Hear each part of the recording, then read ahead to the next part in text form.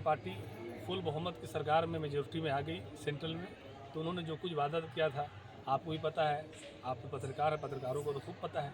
लेकिन पता नहीं क्या ये बहुत बड़ी ट्रेजेडी है, आपदा है आप पत्रकारों की, कि आप लोग बिल्कुल सरकार पे ना कोई सरकार से सवाल करते हैं और ना सरकार को उनका वादा याद दिलाते हैं।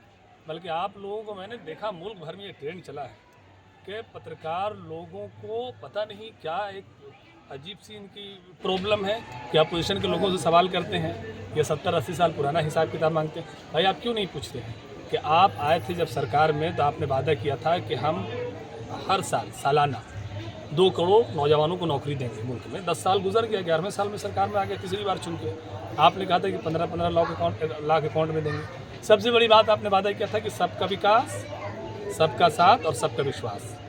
तो यहाँ कोई धर्म की बात नहीं, कोई मजहब की बात नहीं, हरिजन वर्जन की बात नहीं, हिंदू मुस्लिम की बात नहीं। आप विकास का मॉडल दिखा के आए थे सरकार में, लेकिन जो आप वादा किया उसमें आप सुपर डुपर फ्लॉप कर गए जैसे कि पूरी तरीके से। आरजीडी सेशन के अंदर वक्फ बोर्ड के बारे में बोलिए, वक्फ बोर्ड का। हाँ, मैं वही बता रहा हूँ। तो जब वक्फ बोर्ड पे ही मैं बता रहा हूँ कि जब आप सारी चीज़ों में फिसल गए अपने तमाम वादों में, और फिर अभी जो हालिया आपने 2024 का पार्लियामानी इंतखाब देखा, उसमें आप बुरी तरीके से पिट गए।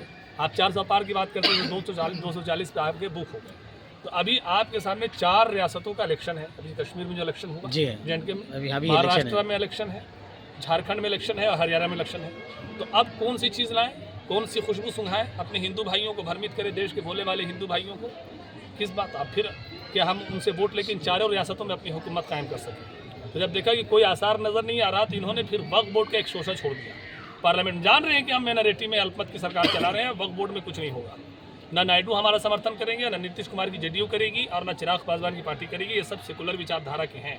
और नायडू वगैरह तो अटल जी के साथ रहे हैं। अटल जी तो भाजपा में रहने के बावजूद भी बहुत सेकुलर मिजाज के सियासतदान थे, अच्छे वज़ीर आज़म थे मुल्क के। तो इन्होंने फिर उसको जेपीसी को दे दिया कि भाई ठीक है, एक ज्वाइंट कमेटी पार्लियामेंट की बनाई है, स्टैंडिंग कमेटी को दे दिया कि हम ये वक्फ बोर्ड को आप देखो।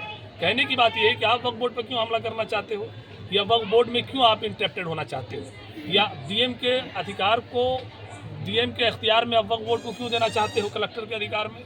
वक्फ बोर्ड सरकार की या किसी भी जात धर्म की बपौती नहीं है।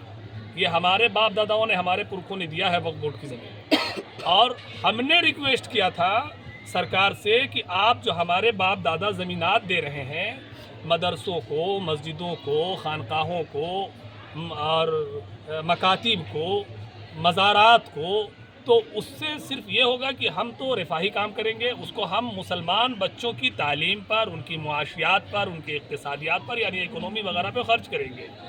तो वक्फ बोर्ड की ज़मीन हमारे बाप दादाओं ने दिया है, तो हो सके कि इसमें कोई खुर्द बुर्द बाद में कर लें, नीयत बदल जाए लोगों की, तो आप एक कमेटी बना दीजिए। तो इन्होंने दर्जा प्राप्त एक स्टेटस ऑफ मिनिस्ट्री लेवल का एक बोर्ड बनाया जिसका नाम वक्फ बोर्ड रखा, ताकि हम वहाँ रजिस्टर्ड कर सकें अपनी ज़मीन को और वो इसकी निगरानी और सरपरस्ती कर सके, यानी इसको संरक्षण दे सके वक्फ बोर्ड हमारी इन प्रॉपर्टीज़ को वक्फ स्टेट की। ये नहीं कि हक़ मिल्कियत में वक्फ बोर्ड की नहीं दिया गया, वक्फ बोर्ड उसका मालिक नहीं है, ना उसका वक्फ बोर्ड मालिक है, ना हम मालिक हैं। चूँकि ये फ़ी सबीलिल्लाह वक्फ किया जाता है, तो इसका मालिक सिर्फ अल्लाह है, ना इसे कोई ख़रीद सकता ना बेच सकता है।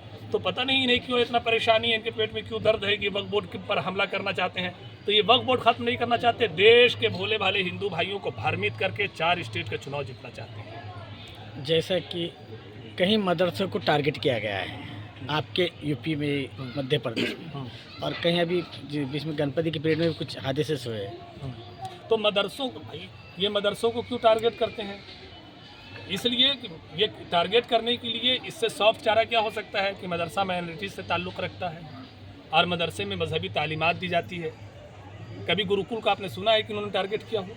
मदरसे हिंदुस्तान के गरीब मुसलमानों की ज़कात, फ़ितरे, खैरात, अतियात, हदियात और सदक़ों से चलते हैं।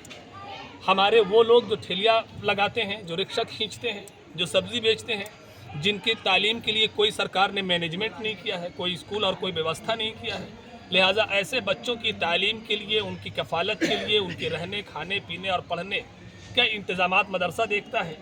इसलिए मदरसा मुसलमानों से ताल्लुक़ रखता है, इसलिए मदरसे को टारगेट करते हैं और टारगेट करके सिर्फ हिंदू भाइयों को खुश करके उन्हें बेवकूफ़ बनाते हैं। बाकी इसमें कोई बात नहीं। आपका पूरा नाम या आपका पॉलिटिकल में है, आप वो सब बोलिए खाली, बस आपका नाम बोलिए। मैं बुलंद शाह ज़फ़रुल्लाह खान। तो आप कोई पार्टी से है? मैं किसी पार्टी से नहीं हूँ, मैं एक सूफ़ी हूँ, खानकाही हूँ। हाँ और हमें इस पर गर्व है कि हम किसी पार्टी से नहीं हूँ, ना आइंदा किसी पार्टी में आना चाहता हूँ। हाँ। हमें इसी बात पर गर्व है कि हम ऐसे हिंदुस्तान से हैं जो हिंदुस्तान सूफ़ी